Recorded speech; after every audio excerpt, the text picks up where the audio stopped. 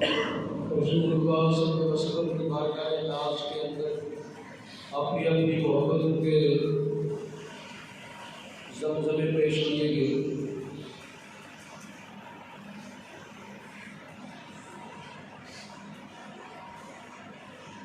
उसी सिलसिले के अंदर आज चंद गुज़ारिश करना चाहता हूँ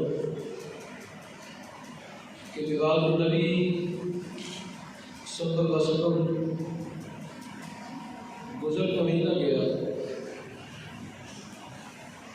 क्योंकि सरकार आलम की रिसालत और आपकी नबूवत आलमगीर है, हमेशा के लिए है, हमेशा से।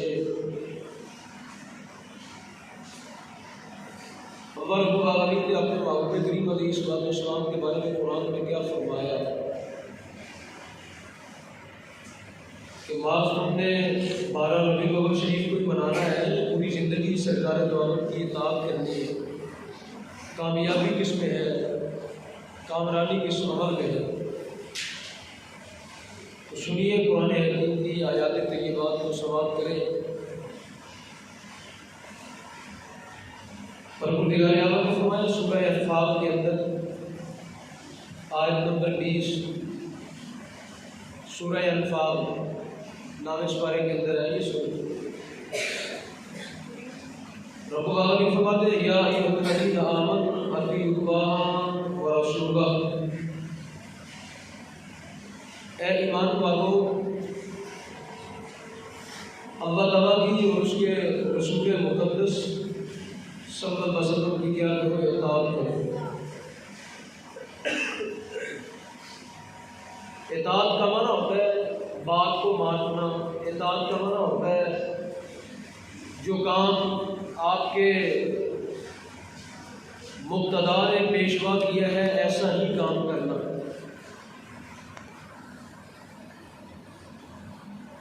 इताअत का माना होता है अपने मुक़्तदा और अपने पेशवा के अमल में और उनके कौल के अंदर क्या करना, उनकी पैरवी करना। इताअत कहते हैं अरबी ज़ुबान का ये लफ्ज़, इसका माना होता है अपने आप को रौंद देना। रौंदना देख समझते हैं, घोड़े के पाँव के नीचे कोई चीज़ आ जाए ना, घोड़े के पाँव के नीचे, ऊपर से घोड़ा बार बार उसके चले। या कभी आपने देखा हो, मैं आपको बताता हूँ, बाज़ दफ़ा ख़वातीन गाँव के अंदर ना कुछ चीज़ें वो कोई फसल होती है डाल देती हैं सड़क के ऊपर, ताकि ऊपर से गाड़ियाँ गुजरे। ऊपर से क्या हो, गाड़ियाँ, साइकिल, मोटरसाइकिल गुजरे, जो दाने होते हैं निकल आते हैं। ये आपने अक्सर देखा है गाँव के अंदर बहुत ख़वातीन करती हैं, रोड के ऊपर कुछ चीज़ डाल देती है तो ऊपर से बार बार चीज़ गुजरती है तो क्या होती है, दाने निकल आते हैं। इस अमल को अरबी ज़ुबान में इताअत कहते हैं। इस अमल को अपने आप को रसूलुल्लाह की सुन्नत के सामने रौंद देना, इस अमल को अरबी ज़ुबान के अंदर क्या कहते हैं, इताअत। कि यानी अपना आप मिटा देना।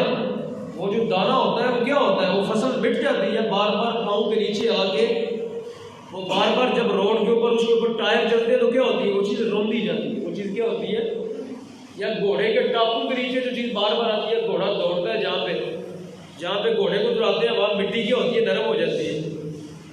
जो इस्तेमाल बना होता है घोड़े का, जहाँ घोड़े को बांधा जाता है, घोड़ा बार बार वहाँ चलता है तो नीचे मिट्टी क्या होती है, नरम हो जाती है, मिट्टी नरम हो जाती है। यानी मुराद ये है कि अपनी ज़ात को फिना कर देना, अपनी ज़ात को क्या करना, मिटा देना।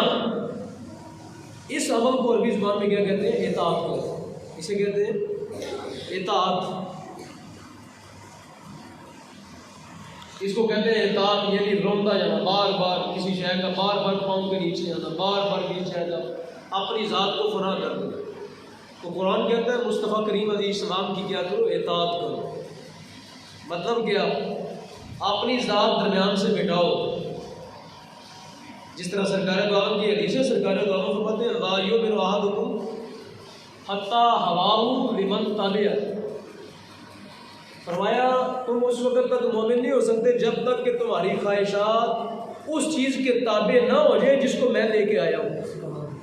मुराद कुरान और सुन्नत। मुराद क्या है, उस वक्त तक मोमिन नहीं हो सकते जब तक कि तुम सरेंडर नहीं कर देते। दूसरे ज़बान में इताअत का माना यूँ समझ ले कि कोई बंदा किसी पे गन तान लेता, क्या कहता है, अपने हाथों पर करो। इस अमल को कहते हैं सरेंडर करना। इस अमल को क्या कहते हैं, यानी मैं तेरे सामने बेबस हूँ, मैं तेरे सामने क्या हूँ, बेबस हूँ। आपने देखा ना ये अमल, कभी देखा आपने कि दूसरा बंदा कहता है सरेंडर कर दो, मार दूंगा, ठीक है ना।